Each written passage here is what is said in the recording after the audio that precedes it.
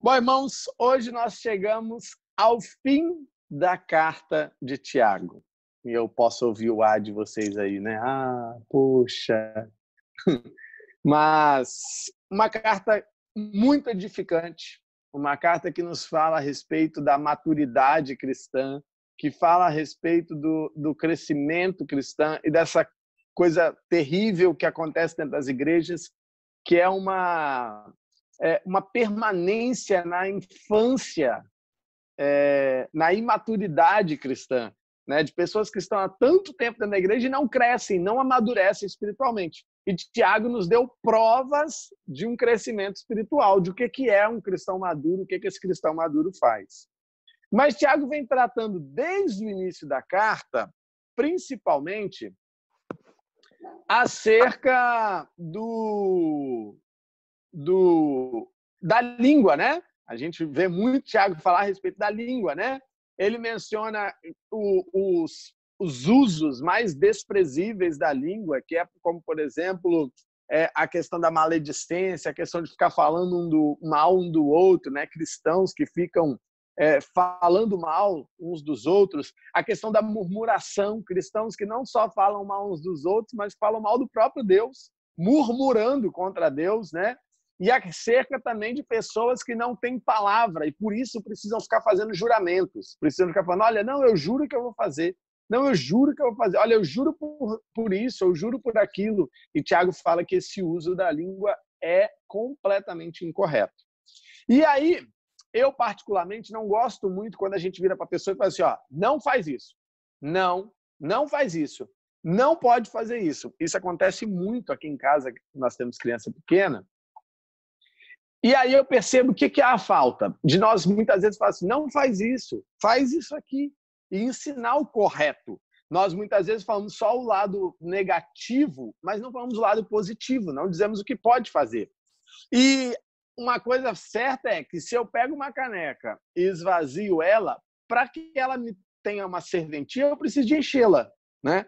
Então, Tiago vai fazer isso com a gente. Se por um lado ele diz o que nós não devemos fazer, por outro, agora no final da carta, ele nos diz maneiras mais excelentes de usarmos a língua, maneiras que glorificam a Deus, desse pequeno membrozinho ser utilizado, né? Nós ficamos muitas vezes falando da língua, nossa, a língua é terrível. Não, a língua é mal incontido, né? A língua, meu Deus, a língua é coisa... Mas a língua também pode ser uma ferramenta usada para o bem, para a glória de Deus. E Tiago vai falar isso para a gente, né? Lá no versículo 10, Tiago falou a respeito, na semana retrasada, a respeito da proclamação da palavra de Deus, porque ele fala assim, irmãos, tomai por modelo o sofrimento e na paciência os profetas, os quais falaram em nome do Senhor. Então, Tiago vai falar a respeito não só de sofrer, mas também do modelo dos profetas para a pregação. E ele vai falar também da oração e do louvor agora. Então, do versículo 13 até o versículo 20, que é a sessão que nós vamos estudar hoje, Tiago vai falar sobre oração e louvor. E para isso eu quero convidar vocês a lerem comigo aí Tiago, no capítulo 5, do versículo 13 até o versículo 20.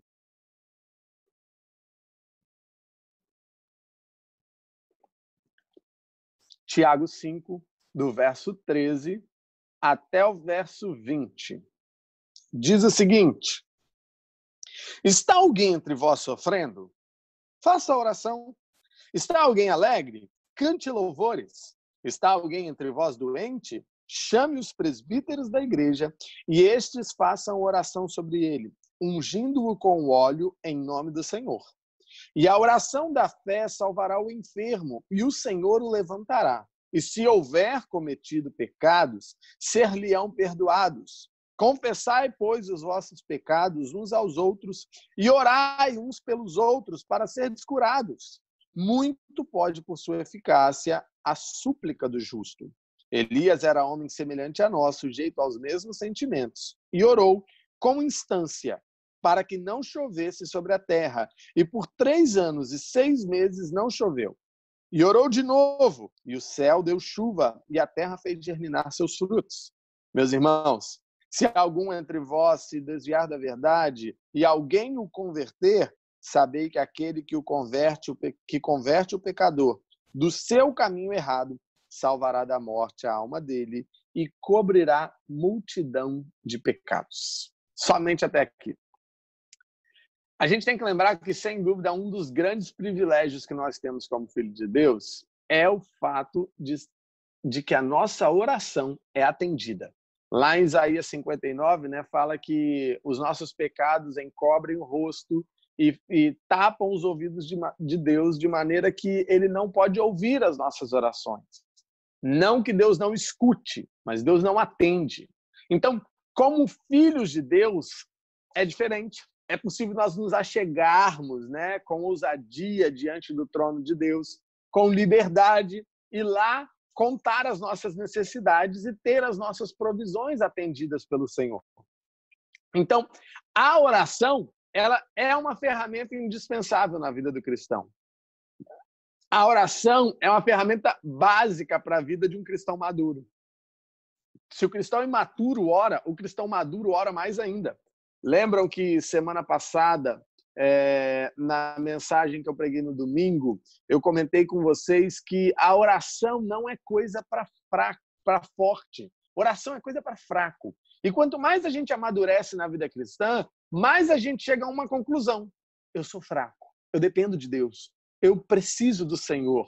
E no Senhor eu sou forte. Então, isso me leva a orar mais e a buscar mais ao Senhor. Então, nessa sessão, Tiago vai falar sobre oração. É claro que tem uns pontos aqui que deixam a gente bem encucados, né? Por exemplo, essa questão da doença relacionada ao pecado. Como que é isso? Oração da fé, ungir com óleo. Que monte de coisa é essa? Mas o foco, o cerne de Tiago aqui é a oração. Ele começa no versículo 13 falando bem assim: está alguém entre vós sofrendo? Faça oração. Tiago começa falando a respeito da oração pelos aflitos. E essa palavra sofrendo no grego, ela é kakopateo, que significa alguém que está padecendo em circunstâncias difíceis ou em dificuldade. Então, Tiago fala o quê? Tiago fala assim: está alguém entre vocês padecendo situações difíceis, circunstâncias com dificuldade mesmo? Ore. E Paulo usa essa mesma expressão numa situação em que ele vai encorajar o amor ao evangelho a Timóteo. Olha lá em 2 Timóteo 2,9. Abre sua Bíblia aí. 2 Timóteo, capítulo 2, versículo 9. Diz o seguinte, Paulo fala, pelo qual, eu vou começar no versículo 8. Lembra-te de Jesus Cristo, ressuscitado dentre os mortos, descendente de Davi, segundo o meu evangelho, pelo qual estou sofrendo até algemas, como malfeitor. Contudo, a palavra de Deus não está algemada. Quando Paulo fala que ele está sofrendo, é esse mesmo sofrimento que Tiago fala bem assim: você está sofrendo? Você está cacopatel, você está sofrendo dificuldades, você está em circunstâncias muito difíceis? Ore, ore. E ao longo da vida do povo de Deus, a gente passa por essas dificuldades, não é verdade? Nós, como cristãos, se tem uma palavra que faz parte da nossa vida, é dificuldade, sofrimento, tribulações. Nós passamos por essas coisas com frequência. E não que essas coisas são resultantes do pecado, não. Pelo contrário. Quando Jó passa tudo que passa, ele passa por ser um homem íntegro. E Deus vira para Satanás e fala assim: viste meu servo Jó, homem íntegro e justo, e não há outro na terra como ele. E aí, então, Satanás pede autorização a Deus para poder tentar a Jó. Então, nós somos provados naquilo que andamos integramente diante de Deus. E aí, o que a gente deve fazer nesses momentos de dificuldade? Esses momentos em que eu sei que a minha vida está correta diante de Deus. Esses momentos em que os sofrimentos e as tribulações vêm. Tiago fala para a gente assim: ore. Ore. Você precisa de orar. É isso que você precisa de fazer. Aí você pode se perguntar talvez assim: meu irmão, mas orar é orar.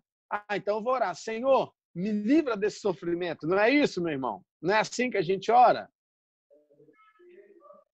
É assim que a gente faz, mas não é assim que a gente deve fazer.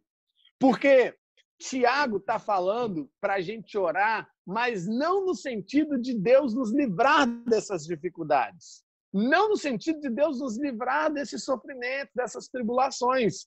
Aliás, a gente vê o tempo inteiro Paulo orando, mas não vê Paulo falando assim, Senhor, me tira desse sofrimento. Não, Senhor, náufrago não, Senhor. Náufrago é muito ruim, Senhor. Não, Senhor, me livra da picada de cobra. Não, Deus. Pelo contrário. Pelo contrário.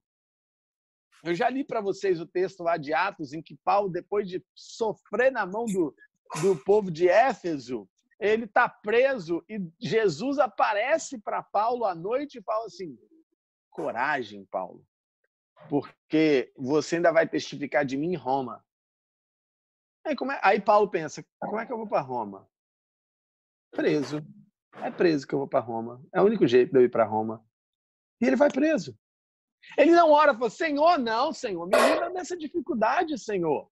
O cristão, a oração do cristão maduro não é Senhor, me livra dessa dificuldade. É claro que nós passamos pelo Getsemane, e no Getsemane até podemos vir a dizer, Senhor, se for da tua vontade, me livra desse cálice. Mas a oração do cristão sempre termina com Senhor, seja feita a tua vontade. Então, nós não oramos. O que o Tiago está dizendo, se está alguém sofrendo, ore para Deus te livrar desse sofrimento. Não. Ele vai, ore para que Deus te fortaleça. Ore para que Deus te dê sustento, para que você passe por isso se mantendo fiel ao Senhor, mantendo-se fidedigno a Deus, não caindo em pecado, não caindo em tentações para sair dessas dificuldades. Mas nessas dificuldades, você ora ao Senhor para que você seja fortalecido para conseguir vencê-las. É aí que Paulo fala aos Coríntios, olha, porque quando eu sou fraco, é que ele me faz forte. Por quê? Porque é na minha fraqueza que o poder de Deus se manifesta. Então, quando nós estamos em dificuldades, em fraqueza, nós oramos. Não para Deus nos livrar, mas para Deus nos fortalecer em meio a elas. Amém? A segunda coisa que Tiago vai falar aí no versículo 13 é a respeito da alegria também. Ele não fala só do sofrimento, mas ele também fala da alegria. Ele fala, está alguém alegre? Cante louvores. E essa palavra louvores aí no grego é eutimel. Eutimel é a mesma palavra que dá origem à palavra salmos. E uma característica dos salmos é que eles são cânticos relacionados à oração. Significa uma alegria, não porque, por exemplo, não é a alegria de eu ganhar um carro novo, apesar disso trazer alegria. Não é a alegria de eu conseguir reformar a minha casa ou comprar a casa própria, apesar disso também trazer alegria. Não é a alegria de quem termina uma faculdade. Não é esse tipo de alegria. Paulo está falando de uma alegria que é eutimel. Eutimel é uma alegria relacionada com o espírito de alegria, com uma alegria e uma paz interior. Uma alegria que ela independe do que está acontecendo aqui fora. Ela independe das circunstâncias, dos bens, de ganhar ou perder. Ela não depende disso. Ela depende apenas de como está a minha situação em espírito. E em Cristo nós somos ungidos com óleo de alegria, não é verdade? Então, quando Tiago fala, está alguém sofrendo, ore. Está alguém alegre? Cante louvores. E quem é que está sofrendo? Todo cristão. Todo cristão passa por sofrimentos. E quem é que está alegre? Todo cristão. Porque a alegria não é uma situação. A alegria é retidão moral. A alegria não é um sentimento. A alegria é o fato de eu estar com Cristo. Lá em Hebreus fala que Jesus foi ungido com um óleo de alegria, como a nenhum dos seus companheiros. E por quê? Aí fala assim, pois amaste a justiça e odiaste a iniquidade. Veja como que a alegria está relacionada com a retidão moral. E a nossa retidão moral está em quem? A nossa retidão moral está em Cristo. Então, meu irmão, nós sempre estamos passando por algum tipo de sofrimento na vida cristã. Mas nisso tudo, Mas nisso tudo, nós também estamos o quê? Nós também sempre temos alegria. Por quê? Porque nossa alegria está em Cristo. Lá no Salmos fala bem assim, a alegria do Senhor é a nossa força. E também há outro salmo que diz, na presença do Senhor, há abundância de alegria. Se o cristão vive na presença do Senhor, ele está alegre. Então, essa alegria me dá motivos de cantar. E aí lembra que há um salmo que diz, pois um novo cântico na minha boca, um hino de louvor ao nosso Deus. O cristão sempre tem motivo para cantar. Ele sempre tem motivo para louvar o Senhor. Nunca falta motivo e razão para os nossos lábios se abrirem e entoarem um novo cântico ao nosso Deus. Então Tiago fala, tá sofrendo, cristão? Ah, eu tô. Então ora. Tá alegre, cristão? Ah, eu tô. Então cante louvores ao Senhor. Não há motivo para ficar triste e abatido, né? E Paulo dá esse conselho aos seus companheiros de viagem em um momento muito difícil. Olha só, abre em Atos 27 aí. Abra sua Bíblia em Atos capítulo 27.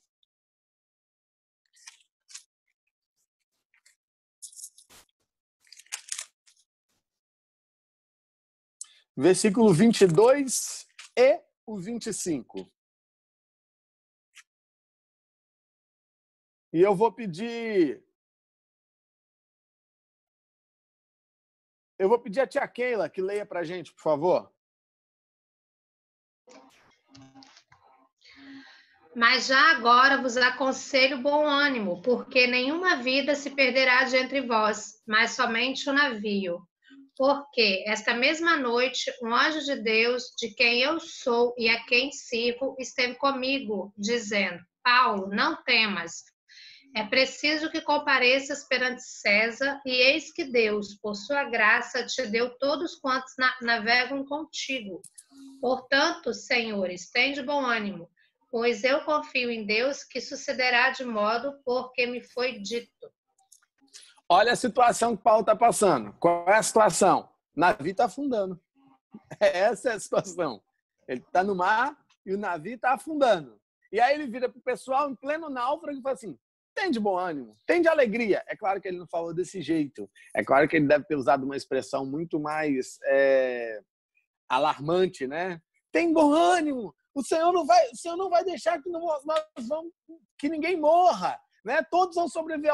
Deus já me falou isso, eu confio na palavra dele. Podem se manter firmes aí que ninguém vai morrer, não. Mas ele fala para ter alegria, mesmo num momento como aquele. Um bom ânimo. E o cristão é alguém assim. O cristão é alguém que tem sempre bom ânimo e alegria. Eu achei muito bonito, né? Eu observei ontem que a Ellen parece gostar de festa junina, né? Da festa caipira, né? Até brinquei com eles aí da família caipira. E achei muito interessante como que ela tira empolgação para fazer uma festa mesmo. Ela, o Joseph e a Laura. É claro que a nossa família são as pessoas mais importantes, mas normalmente a gente não se anima muito a fazer festa para 2, 3 pessoas. E ela encontrou ânimo para isso. E muito ânimo, porque criou um monte de coisa, inventou um monte de coisa, né? É muito bonito quando a gente vê, por exemplo, a vovó Maria, que naquela época estava com aquela rouquidão, a voz, e eu lembro que ela estava muito triste pela voz dela, mas ela encontrava ânimo para servir uns aos outros, mesmo naquela situação terrível. É muito bonito essa força que existe no cristão, porque isso vem de Cristo. O ânimo que nós tiramos mesmo diante de situações difíceis. O ânimo que a gente tira mesmo em situações complicadíssimas, né? A gente tem, por exemplo, o caso da tia Keila, que está trabalhando, tem um marido, cuida do pai também, mas está sempre servindo a igreja.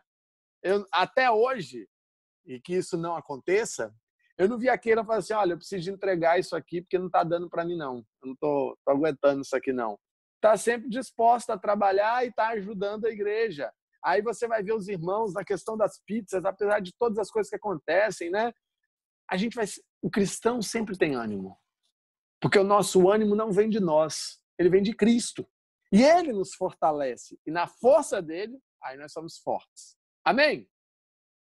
E aí Tiago vai nos dar outro motivo aqui para orar. né? Tem o motivo do sofrimento, tem o motivo da alegria, mas tem um outro motivo aqui. O terceiro motivo que o Tiago nos dá para orar é sobre doença. Olha o versículo 14 aí o que diz. Está alguém entre vós doente? Chame os presbíteros da igreja, estes façam oração sobre ele, ungindo-o com óleo em nome de Jesus.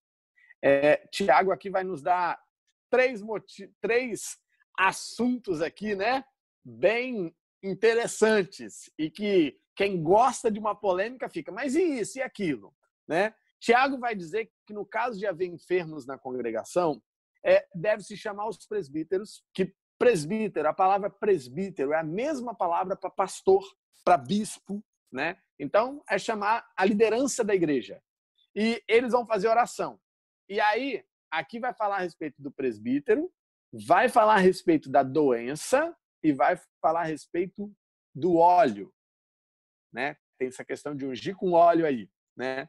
Então, vamos começar do mais simplesinho para o mais complicado, assim, digamos. Primeira coisa são os presbíteros aí.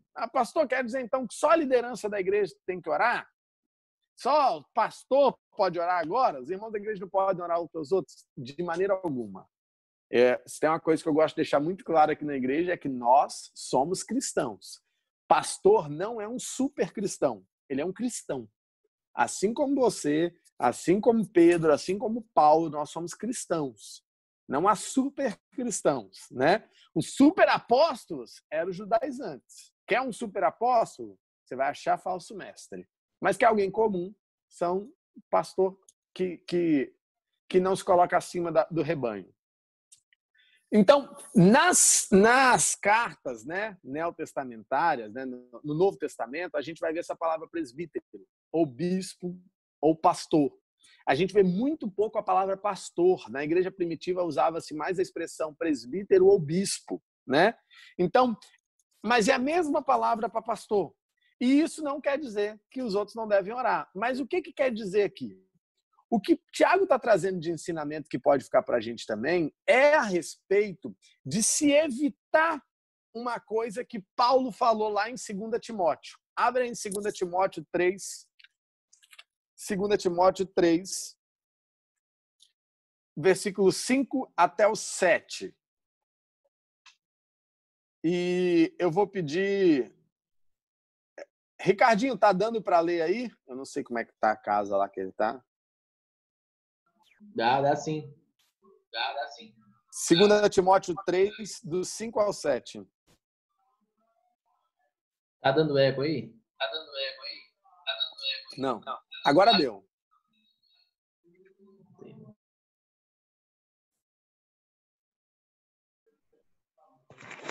Tendo forma de piedade, negando-lhe, entretanto, o poder, foge também destes.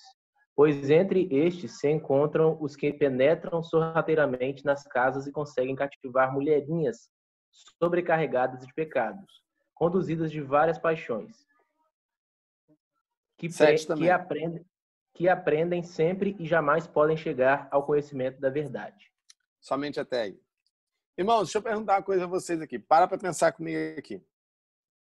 Quem está mais propenso a ser enganado? Uma mulher confiante que não fica naquela coisa, preciso casar. Ou uma mulher que fica, eu quero casar, estou muito triste, eu quero casar, eu estou muito triste, eu quero casar. Quem é que está mais propensa a ser enganada por um homem? Mau caráter. Aquela que está desesperada. Quem é que está mais propenso a ser enganado acerca de dinheiro? Uma pessoa que tem uma segurança financeira que fala, calma, eu preciso de analisar muito bem os investimentos que eu faço, eu preciso de pensar muito bem onde eu vou botar meu dinheiro, ou aquela pessoa que o dinheiro bate na mão e ela já fica desesperada e acaba com aquilo. É sempre a pessoa desesperada. E o que Tiago está ensinando para a gente um pouco também é falando assim, está alguém doente? Chame os presbíteros. Por que chamar os presbíteros para orar? Primeiro, eles são a liderança da igreja. Chama eles. Deixa eles irem lá. Para quê? Porque pode ser que essa pessoa esteja em pecado. E aí vai aquele monte de crente lá e fica assim, Deus cura, Deus cura, Deus cura, Deus cura eles. Nós profetizamos a cura, né? Nós declaramos a cura, né? Porque tem gente que está um pouquinho acima de Deus e aí tem ordens para dar a Deus. E aí eles viram, eu declaro, eu profetizo a cura agora, e fica essa coisa toda aí sendo dita. E aí, se você chama a liderança da igreja e fala assim, pastor, eu fui lá, visitei a irmã fulano e orei, decretei a cura sobre ela. Você é mesmo, irmão? Mas você sabia que fulano está em adultério? Você sabia que fulano está roubando? Você sabia que fulano está furtando? Sabia que fulano está em fornicação? Sabia que fulano caiu em prostituição? Sabia disso? Não. Então, por que chamar os presbíteros? Porque a liderança da igreja sabe da vida espiritual da igreja e vai saber cuidar melhor do que você cuidaria da vida espiritual da igreja. Então, Tiago dá esse conselho também e a gente pode trazer como um aprendizado para a gente de que, cuidado, meu irmão, não sai por aí visitando todo mundo, não. Não sai por aí fazendo oração e participando em comunhão com pessoas que às vezes você vê que a liderança está tratando de uma maneira... Espera, deixa ser tratado. E Tiago está falando disso aqui. Tiago fala, chama os presbíteros. Por quê? Porque eles são a liderança da igreja e eles conhecem o rebanho daquele local. Então, amém? Até aí? Ficou alguma dúvida sobre os presbíteros? Eu vou passar agora, então, para o assunto do óleo, né? Porque tem agora essa questão do óleo aí, da unção do óleo, né? Porque olha o que Tiago fala. Chame os presbíteros da igreja, estes façam oração sobre ele, ungindo-o com o óleo em nome do Senhor, né? Então, a gente deve olhar aí que tem uma unção divina, né? Tem um óleo que é passado aí. Então, qual é o propósito desse óleo, né? Primeira coisa, a gente tem que saber, só tem mais uma passagem bíblica no Novo Testamento inteiro falando a respeito do uso do óleo. E isso está lá em Marcos 6,13. Vamos abrir lá? Marcos, capítulo 6, versículo 13.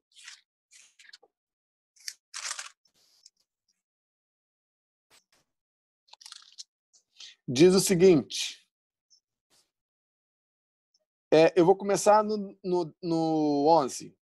Se em algum lugar não vos receberem, nem vos ouvirem, ao sairdes dali, sacudi o pó dos pés em testemunho contra eles. Então, saindo eles, pregavam ao povo que se arrependesse. Expeliam muitos demônios e curavam muitos enfermos, ungindo-os com o óleo.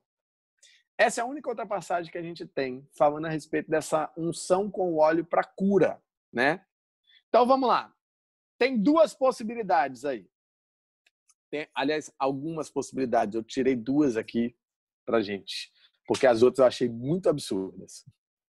Primeira, um propósito prático. Por quê? Porque lembra uma parábola do samaritano? Na parábola do samaritano, Jesus fala que o bom samaritano, ele tratou os ferimentos daquele ferido com o óleo, aplicando o óleo e dando vinho a ele. Então, a gente tem essa questão aí também. E há um médico do 2º século chamado Galeno. E Galeno dizia o seguinte, que o óleo era o remédio dos remédios contra a paralisia. Então, nesse caso, Tiago estaria dizendo o seguinte para os presbíteros e para a igreja. Olha, os presbíteros devem estar armados com dois recursos. Quais são esses dois recursos? Com o recurso espiritual, que é a oração da fé, e com o recurso natural também, que é o quê? O remédio. Então, presbíteros, estejam armados de recursos naturais e recursos espirituais. Qual é o problema que a gente tem para esse tipo de interpretação aqui? O problema que a gente vai ter é que está falando de doente no geral, não de uma doença específica. E o óleo era tratado mais para ferimentos na pele e para problemas de paralisia. Mas, por exemplo, se a pessoa está com problema de diabetes, se a pessoa está com problema de pressão alta, ou se a pessoa está com outros problemas de saúde no coração, no fígado, seja lá o problema que for, o óleo não servia para nada. Então, esse tipo de interpretação, ela é até interessante, mas ela não cabe completamente aqui. Ela não fecha por inteiro, né?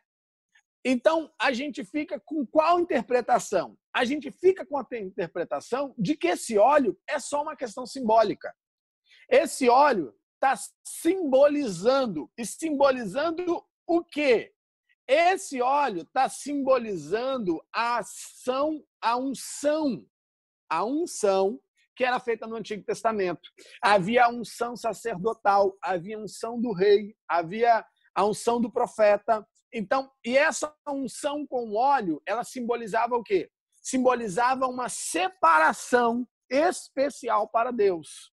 Então, o profeta estava separado para o serviço de profeta, o rei estava separado para o serviço de rei, o sacerdote estava sendo separado, ungido para o sacerdócio.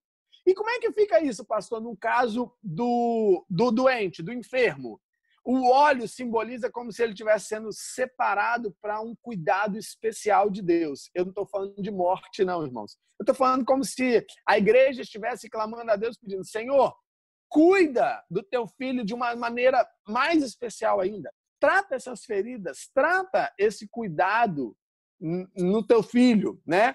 Então, a melhor interpretação que a gente vai ter é essa simbólica. A Igreja Católica faz uma interpretação erradíssima, que é aí de onde cria-se aquele sacramento que a Igreja Católica tem da extrema unção. O que é a extrema unção? A Igreja Católica unge com o óleo para que cure, para que sare o enfermo, né? Então, é o sacramento da extrema unção. Isso é terrível. Por quê? Porque fica parecendo que o óleo é o veículo divino, né? É o meio divino para se curar, para se ter uma ação divina, né? Então, o óleo é o caminho para que haja ação divina. E não é isso que Tiago fala, porque Tiago vai falar o quê no versículo 15? Olha aí comigo, ele fala: e a oração da fé salvará o enfermo. Então, a verdade é que muito mais importante que o óleo é a oração aqui nessa passagem toda. Tiago vai falar do óleo e acaba que as pessoas enfatizam muito o óleo. Aí você vai ver igrejas ungindo bandeira, igreja ungindo carteira de trabalho, igreja ungindo chave de casa, igreja ungindo foto, igreja ungindo 1 milhão de coisas. Mas Tiago não enfatizou o óleo, Tiago enfatizou a oração como sendo mais importante. Conseguem observar aí? Né? Então, o que realmente importa para nós? Meu irmão, fuja dessas discussões que não te levam a lugar nenhum. Aqui que é o óleo. Usa óleo ou não usa óleo? Usa óleo ou não usa óleo? Usa a oração. E a oração da fé. A oração que tem fé em Deus e não na pessoa que está fazendo a oração também. Porque isso vai também atingir um outro ponto. Qual ponto? O ponto a respeito da oração, da fé. Porque tem gente que fica bem assim: eu vou pedir o pastor para orar, que o pastor tem uma oração mais poderosa, né? Não, eu vou pedir para aquela irmãzinha lá orar, porque é a irmã de oração da igreja. E a irmã tem uma oração mais poderosa. Irmãos, não existe oração mais poderosa. Existe oração com fé e oração sem fé. E ponto final. Ou é oração da fé, ou é oração sem fé. Fé em quê? Na cura? Não. Fé na libertação? Não. Fé na provisão? Não. Fé em Deus. A fé em Deus. É essa oração que importa. É a oração da fé. Então, o que fica para a gente? A oração, como diria Martinho Lutero, é esmurrar os céus. Então, pede, busca, bate. Está sofrendo? Pede, busca, bate. Está alegre? Pede, busca e bate. Está doente? Pede, busca e bate. Não importa, meu irmão. Ore, ore. É como o apóstolo Paulo fala: orai sem cessar. Ore. A oração é a ferramenta que o crente tem. E use essa ferramenta. Utilize ela, certo? Último ponto aqui que Tiago vai tratar aqui com a gente, que é mais polêmico, é a respeito dessa questão da doença, da enfermidade relacionada ao pecado. E para isso eu vou fechar essa live e abrir a outra, só para não cortar o assunto no meio para a gente. Irmãos, continuando então. Tiago, agora, por fim, a gente vai tratar a respeito da doença e enfermidade relacionada ao pecado, né? Aí a gente vai ver aí o versículo 15 até o versículo 16. Diz o seguinte: e a oração da fé salvará o enfermo, e o Senhor o levantará. E se houver cometido pecados, ser-lhe-ão perdoados. Confessai, pois, os vossos pecados uns aos outros, e orai uns pelos outros, para serdes curados. Observa como que Tiago agora está falando sobre orar uns pelos outros, e não somente os presbíteros. E ele fala, muito pode, por sua eficácia, a súplica do justo, e não a súplica dos presbíteros, não a súplica do pastor, mas a súplica do justo. Se você é justificado em Cristo, meu irmão, sua oração tem o mesmo poder, quem sabe até mais que a minha. Então, vamos lá então. Apesar do uso do óleo, Tiago volta ao foco para a oração. E o que ele está mostrando o foco não é o óleo, o foco não é o presbítero, foco é a oração da fé, né? Então, Tiago está focando na oração. E a palavra usada aqui no grego para oração é euche. E euche é a mesma palavra que Tiago usou lá no náufrago, que a gente leu em Atos capítulo 27, onde Paulo fala para eles terem bom ânimo. E aquele bom ânimo está relacionado com a palavra euche. Então, o nosso bom ânimo, o ânimo do cristão, ele vem de onde? Ele vem da oração no Senhor, ele vem do Senhor, né? Da vida que nós temos com Deus.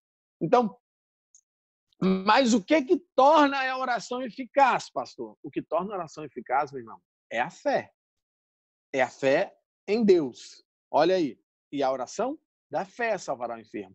Isso é muito importante da gente entender. Porque tem gente que é a fé no monte, a fé no vale, a fé no jejum, a fé na campanha, né? A fé nas 7 chaves, das 7 não sei o quê, das 7 semanas, das 7 horas, dos 7. Isso não conta. O que Tiago nos diz é que a oração da fé é que vai salvar. Então, a palavra oração está relacionada com a fé. E aí Tiago vai falar a respeito dessa questão do pecado, né? Então, Tiago fala bem assim, e se houver cometido pecados, ser-lhe-ão perdoados. E aí ele fala no próximo versículo sobre confessar os pecados. Então, a gente pode parar e pensar, então quer dizer, pastor, que o pecado está relacionado com doença? Pessoas enfermas, a causa é o pecado? Não, irmãos. A causa da enfermidade não é o pecado. Não sempre. Tá? Então, vamos entender isso melhor. Primeiro, Tiago introduz o assunto do pecado, e quando ele introduz esse assunto do pecado, ele está falando para a gente que pode ser que tenha pecado. E por que Tiago está tratando de pecado junto com doença aqui? Lembram da passagem em que há o cego de nascença? Em que os discípulos, quando veem um cego de nascença, eles viram para Jesus e perguntam, Senhor, quem pecou? Foi ele ou foi os pais dele? Por que os discípulos perguntaram isso? Porque os judeus tinham essa crença. Os judeus tinham a crença de que a doença é consequência do pecado. É um castigo divino. De onde que vem esse pensamento de que a doença é um castigo divino? Das serpentes no deserto, lembram? Que o Senhor amaldiçoou o povo. E como? Eles eram picados pelas serpentes e morriam. Então, a doença é um castigo divino. A lepra tem uma relação com o pecado. Não é? Nós compreendemos que no Antigo Testamento, quando está falando da lepra, está falando do pecado. Então, olha como que a doença está relacionada com o pecado para o judaísmo. E como Tiago está escrevendo a carta dele para uma igreja de judeus convertidos, de judeus que se converteram ao cristianismo, ele então está dizendo, olha, vocês vão orar. E a oração da fé vai salvar esse enfermo. E o Senhor vai levantar ele. E se ele tiver cometido pecado, vão ser perdoados. Então, esse IC que Tiago coloca aí, ele está dando uma proposição, acho que a palavra é essa, né? Me fugiu agora o português agora, né? Ele está dizendo o seguinte, olha, Se tem pecado, vai ser perdoado. Mas se não tiver, você orou. E se for da graça do Senhor, ele vai curá-lo. Então, esse IC torna claro que não há uma ligação direta sempre entre o pecado e a enfermidade. Agora, por outro lado, o Novo Testamento também mostra que pode sim haver pecados que são consequências, doenças que são consequências de pecado. Abre comigo aí em 1 Coríntios 11, 27.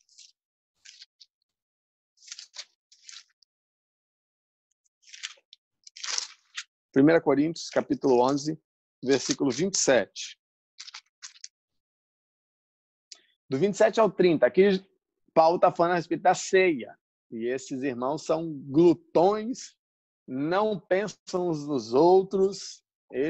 Se você pensar em pecado, a igreja de Corinto se encaixa perfeitamente. 1 Coríntios, capítulo 11, versículo 27 até o 30. Diz o seguinte: por isso, aquele que comer o pão ou beber do cálice do Senhor indignamente será réu do corpo e do sangue do Senhor. Quem é que é indigno de participar da ceia do Senhor? Quem está em pecado, quem vive na prática do pecado. Tá? Aqui não está falando de alguém que cometeu um deslize, está falando de alguém que anda na prática do pecado. Então, essa pessoa que anda na prática do pecado, ela vai beber e comer indignamente. E aí fala: examine-se, pois, o homem a si mesmo, e assim coma do pão e beba do cálice. Pois quem come e bebe sem discernir o corpo, come e bebe juízo para si. Aí Paulo fala: eis a razão porque há entre vós muitos fracos e doentes, e não poucos que dormem. Paulo está falando a respeito tanto da doença espiritual, porque são os que dormem, como Paulo também está falando aqui com relação à doença física. E Paulo, por que tem muitos doentes no meio de vocês? Por causa de pecado também. Então, há doenças que podem sim estar relacionadas ao pecado. Agora, irmãos, não saia por aí falando que as doenças são culpa do pecado. Tá? Você não conhece a alma da pessoa, por isso que é importante você chamar a liderança da igreja. Eu me lembro de já ter pessoas que eu fui conversar que estavam sofrendo muito, e quando eu virei e perguntei: meu irmão, você está em pecado? Eu já sabia. E quando eu perguntei: está em pecado? O irmão titubeou um pouquinho, mas no fim confessou o seu pecado. Meu irmão, não há coisa melhor do que confessar os pecados. Melhor que isso é só não cometê-los. Mas se você cometeu, confesse-os. Porque se nós confessamos nossos pecados, ele é fiel e justo para nos perdoar os pecados e nos purificar de toda injustiça. Então, Tiago está dizendo que a relação de pecado com doença é uma eventualidade, mas que pode acontecer. Mas Tiago fala o quê? Mas se tiver pecado, ele vai ser perdoado também. E como que é fácil para ser perdoado? Confesse os pecados. E, meu irmão, esse versículo 16 aí, ele é também um pouco mal interpretado, porque há essa questão de confessar pecado uns aos outros. E eu vou falar por mim. Eu não gosto que fica confessando muito pecado para mim, não. Porque eu fico sabendo dos seus pecados. Eu já tenho as minhas falhas para carregar comigo. Ainda tenho que carregar as suas. Mas, se você vê que há necessidade de você confessar o seu pecado, se você vê que há necessidade de você ir até alguém e confessá-lo, faça.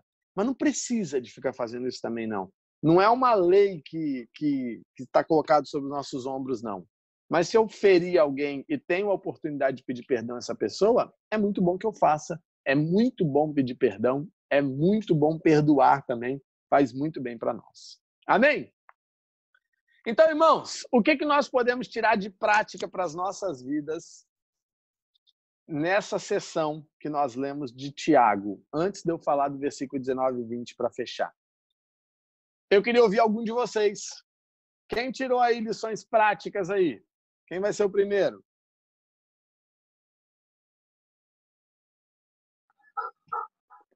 Ter bom ânimo em meio às dificuldades, pois Cristo está conosco e Ele é o motivo da nossa alegria. E não as circunstâncias ou coisas que nós temos, mas só Jesus mesmo. É nele que nós devemos nos alegrar. Não Amém. Ter bom ânimo, mesmo em meio às dificuldades, porque a nossa alegria não depende das circunstâncias, né? Muito bom, Júnior. Mas quem?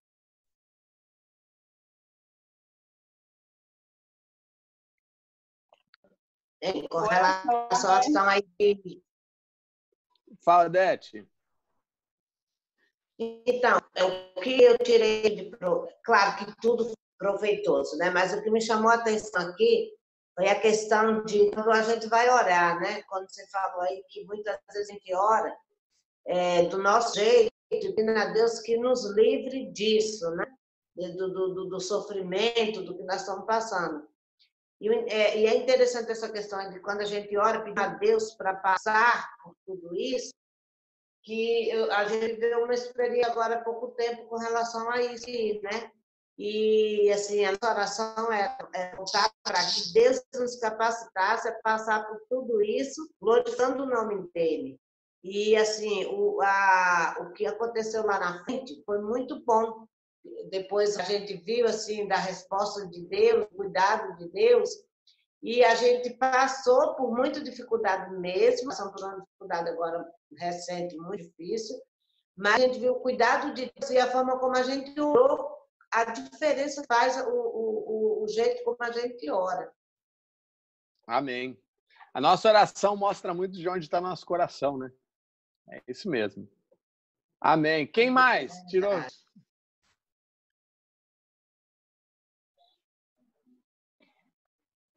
Vou falar nome, hein?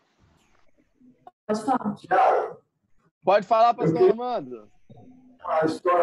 História não, um fato real de Jesus, que aquele paralítico levaram ele pelas paredes lá, ele entrou pelo telhado, você lembra disso bem, né? Lembro. Aquela história do paralítico, Jesus falou assim, perdoados estão os seus pecados. Entendeu? Isso é interessante, porque os judeus, eles pensavam o seguinte, quem é esse homem que pode perdoar pecados senão Deus? Uhum. Jesus fala com aquele homem, para mostrar para vocês que eu posso perdoar pecado, levantou o paralítico, você levanta e anda. Só que se você acompanhar lá na frente, me parece que na minha passagem ele falou, olha, não comece pecado, é que não te aconteça coisa pior. É acho que é aquele cara dos 38 anos. Então, a doença dele era uma causa do pecado. Isso. Eu até, muito boa a colocação do senhor. Eu tinha separado esse texto e pulei esse texto, porque eu vi que o tempo estava indo. Mas esse era um texto que também está separado, é isso mesmo. Jesus fala que ele perdoou o pecado. Ele fala, o que é mais fácil? Dizer está curado ou perdoado? Porque Jesus tem poder para fazer os dois. Outra coisa também que eu acho interessante, essa passagem de confessar os nossos pecados uns aos outros. Isso não funciona. Porque tem a igreja que subiu uma fofocada danada. Deus me livre de saber dos pecados dos outros. É cômico, rapaz. Então, esse negócio de... Tem igreja que tem o nosso mesmo. Só que tem. Vira uma panela da massa. Fulano, você viu falar? Fulano de tal, o que ela fez? Eu acredito que essa questão de confessar uns aos outros só se encaixa quando eu defraudei alguém e eu tenho a opção de poder perdoar de poder pedir perdão a essa pessoa, né? É interessante que eu lembro uma vez da Júnia ter comentado quando ela estava no seminário, ela passou por uma convicção de pecado que ela mandou carta pedindo perdão a alguém por algo que ela tinha cometido. E eu me lembro que quando eu ouvi isso, eu falei assim, meu Deus. E eu fiz uma listinha de pessoas para quem eu precisaria de mandar a carta, irmãos. E aquilo pesou muito sobre os meus ombros. O Correia tem que trabalhar muito. E aí eu me lembro de ter conversado com uma pessoa muito sábia e essa pessoa falou para mim assim, olha, não é assim. A Júnia viu essa necessidade para ela. Mas se você não... Como é que você vai procurar esse monte de gente? Tem gente que você não sabe nem onde mora. Então, há pessoas que talvez a gente tenha necessidade de pedir perdão e a gente não tem como achar essa pessoa, encontrar. Se você encontrou, peça perdão. Mas se você não encontrou, meu irmão, não anda com fardo nas costas, não. Passa o fardo para Jesus e anda junto com ele aí. Tá certo? Bom, eu quero falar do final da carta. Porque o final da carta eu acho muito interessante para a gente. Porque Tiago, ele encerra a sua carta de um jeito diferente de, por exemplo, como encerra o apóstolo Paulo. Paulo encerra suas cartas sempre com saudações, né? Saldo fulano, saldo cicrano. Ele está saudando. Então, mas Tiago, ele não faz essa saudação, mas ele termina com muita coerência da carta que ele escreveu. Por quê? Porque a carta de Tiago está tratando de maturidade espiritual. Está mostrando, ó, um cristão maduro age assim, um cristão imaturo assim, maduro assim, o imaturo assim. Então, Tiago vai falar de muitos problemas. Ele vai falar do problema do falar pecaminoso, ele vai falar do problema da desobediência, ele vai falar do problema da despreocupação de uns com os outros, ele vai falar do mundanismo, ele vai falar de brigas e ele vai falar de arrogância. Ele fala de tudo isso dentro da sua carta. E no final, ele termina trazendo uma prática diante de todo o ensino que foi recebido. Olha o que Tiago fala. Meus irmãos, se algum entre vós se desviar da verdade e alguém o converter, sabei que aquele que converte o pecador do seu caminho errado, salvará da morte a alma dele e cobrirá a multidão de pecados. O que Tiago está dizendo é, olha, ao final de tudo que eu disse, você se viu numa situação em que você precisa se arrepender, em que você precisa corrigir sua vida, em que você precisa ser um cristão maduro, que você precisa de buscar a Deus e corrigir a sua vida e pedir perdão ao próximo a quem você defraudou, então faça o seguinte, corre lá e peça perdão a Deus. Se você, meu irmão, sabe do seu irmão na fé que está precisando dessa ajuda, ajuda ele. Não é para ficar pecador, pecador, pecador. Não, tipo, vem cá, vamos resolver isso com Cristo. Vamos tratar isso com Cristo. Se você não sabe como ajudar, procure a liderança da igreja para que a gente ajude.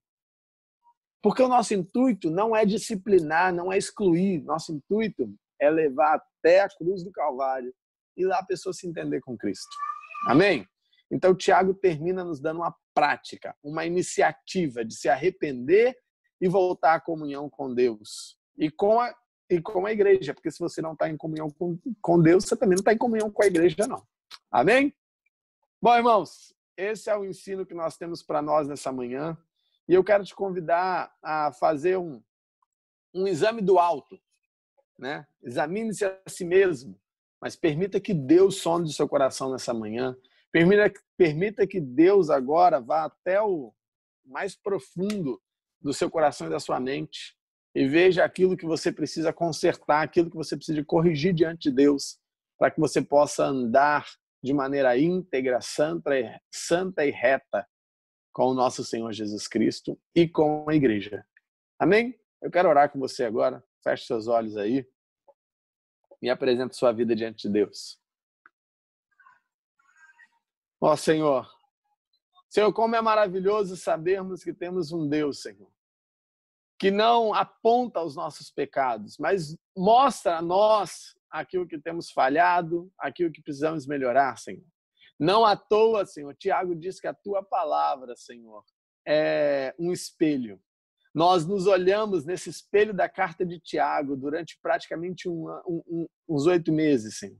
E nesse período em que estivemos olhando, Senhor, para esta carta, Senhor, aprendemos muitas coisas, Senhor. Ajuda-nos, Senhor, a ruminar tudo, Senhor. Ajuda-nos, Senhor, a colocar em prática aquilo que aprendemos, Senhor, e andar de maneira íntegra, Senhor, e reta diante do Senhor, ó Deus. Senhor, fortaleça as nossas vidas, Senhor. Naquilo que somos fracos, Senhor, nos faz fortes, ó Deus, para a glória do Teu nome, Senhor. Senhor, eu peço, Senhor, para aqueles irmãos, Senhor, que enxergaram tantas coisas que têm que se acertar e corrigir diante do Senhor, ó Deus. Fortaleça a fé deles, Senhor, para que eles sejam edificados, Senhor, para que eles sejam erguidos e levantados, Senhor, na graça do Senhor, ó Deus. Senhor, eu peço ao Senhor, ó Deus, em especial nesta manhã, ó Deus, pela vida do Cleverton, Senhor. Por aquele ouvido, Senhor, inflamado, Senhor, nós te pedimos, Senhor, haja com a tua cura na vida do teu filho, Senhor.